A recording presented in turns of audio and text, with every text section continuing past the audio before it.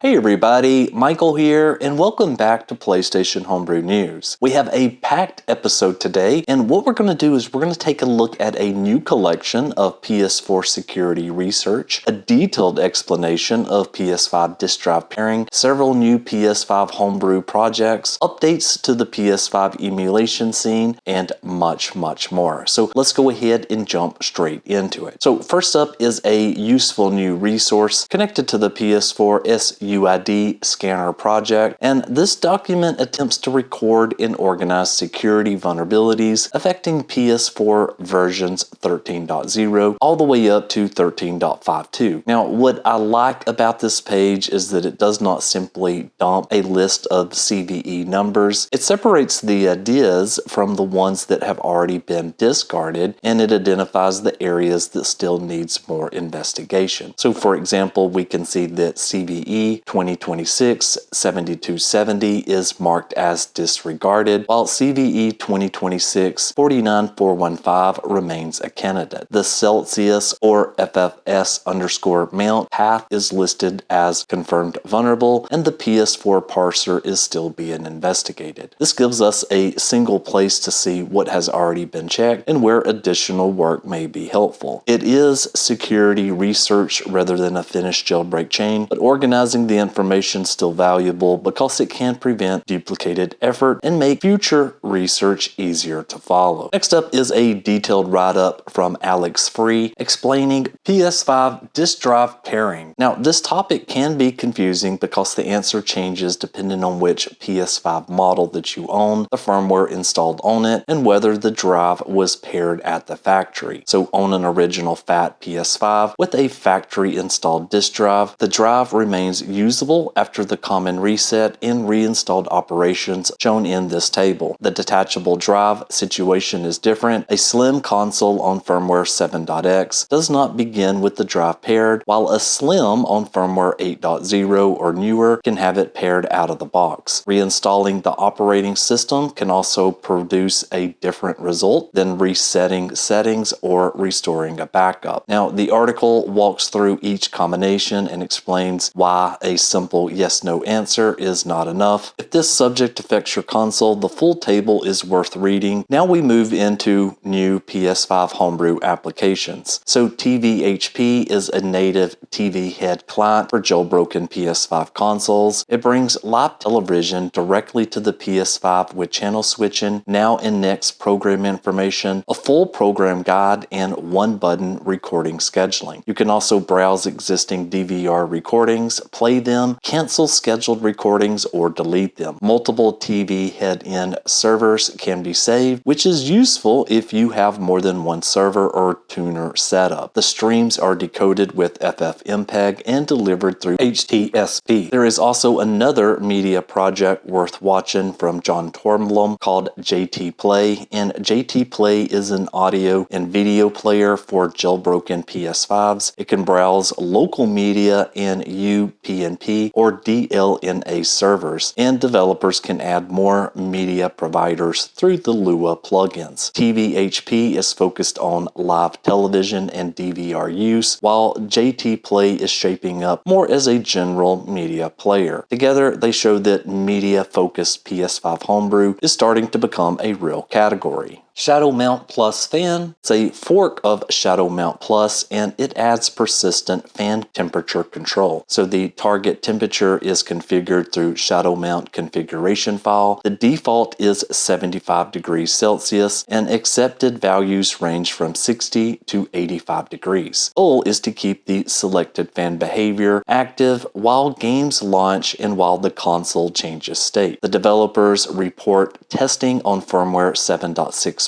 with community results extending through 10.01. This is a practical addition for users who already rely on ShadowMountPlus and want fan control integration into the same workflow instead of launching a separate utility. Next up, we can see that Lightning Mods has released the source code for the PS4 Online Homebrew Store installer. The repository includes the installer source and its build workflow. The project is designed to simplify simplify installing the Homebrew store on a PS4, and publishing the source gives other developers a chance to inspect the implementation, build it themselves, and contribute improvements. There is not a formal packaged GitHub released at the moment, so the story here is specifically the release of the source code for a project that many PS4 Homebrew users already recognize. Having the installer's code publicly available is a welcome development. Next up, we have PS5 App Dumper, which has reached version 1.11 beta, and the headline edition is reported support through PS5 firmware 13.60. The payload dumps PS5 application files from PFS mount to connected USB storage. This update also fixes missing PlayGo files in dumped applications, which should make resulting dumps more complete. The workflow is still USB based rather than a network transfer, so you send the payload through the ELF loader, select the mounted application, and then write the files to an attached USB drive. For users working with their installed PS5 application, the expanded firmware support is the important change in the release. Now, there are also some new developments from two experimental PS5 emulator projects. KytyPS5 continues to publish frequent automated builds. The recent work includes memory tracking, shader changes, processor instruction support, and additional Mac OS work. These builds move very quickly, so the release list is the best place to follow the current state of the project. Also, we saw with SharpEmu's latest package release remains version 0.0.3 hotfix 2, but development has continued beyond that package. Recent source commits include more Astrobot Vulkan work, AGC fixes, and GUI stability improvements. Both projects remain early, but it is interesting to see two different teams working actively through the huge technical challenges involved in PS5 emulation. Next up, we have SaveSyncPC, which is a PC side bridge for moving supported game saves between a local PC and Garlic Save Manager on a PlayStation 5. So the tool discovers supported saves through Garlic, groups the files that belong together, runs the appropriate game-specific conversion, and can write the converted data back through Garlic. It can work in both directions for supported titles from PS5 to PC and from PC back to PS5. The July 25th update highlights progress with Baldur's Gate 3 save conversion. The developer is also working towards a more general structure for Unreal Engine games, where new titles can be described through game metadata instead of requiring a completely separate program. Compatibility is still game specific, but this is an ambitious project. Cross-platform save movement is something players ask about constantly, and Garlic Save Manager gives this project a useful foundation, at least on the PlayStation 5 side. Next up, we have CheatRunner coming in at version 0.17, which brings several practical improvements to the PS5 cheat trainer. So the release fixes an issue where the trainer menu, setting page, and support window could report that they loaded without actually appearing on some firmware, including a report from 4.03. The cause was a CSS feature that was not enabled in that version of the PS5 WebKit browser, so the interface has been changed to use positioning that works on those systems. There is also a configurable controller hotkey. The default combination is L2 plus R3, and when the game is running, the hotkey can open directly to the game's trainer instead of starting on the main dashboard. Version 0.17 also improves scrolling and image loading in the PS5 browser. The hotkey remains operational on firmware where it has not been fully confirmed, but the rest of the release is focused on making CheatRunner faster and more reliable across a wider range of consoles. Next up, one of the more interesting developer-focused release of this week is SharpProspero version 0.5. So SharpProspero is a C# SDK and toolchain for building native PS5 applications. Version 0.5 is in its first release, capable of producing valid bootable PS5 Homebrew. The toolchain compiles C#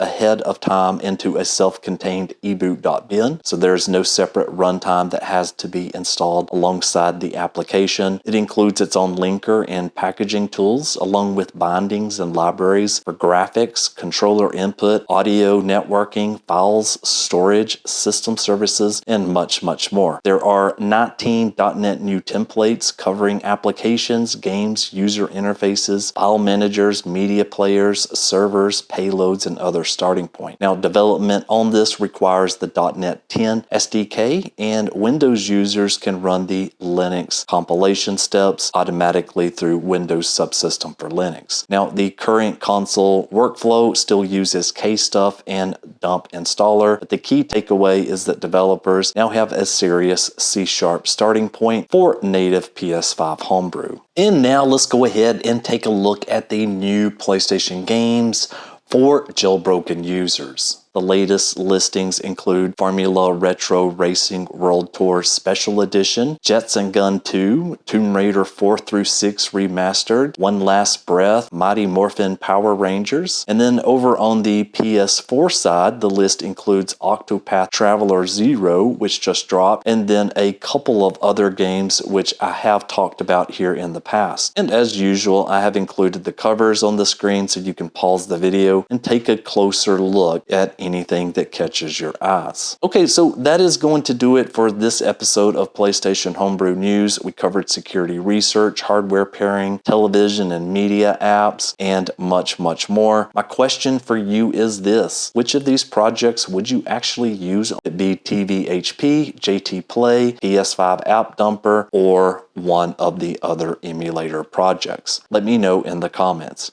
So if you enjoyed this episode, please like the video and subscribe to the channel for more PlayStation Homebrew news. Thanks for watching, and I'll see you in the next one. Michael, out!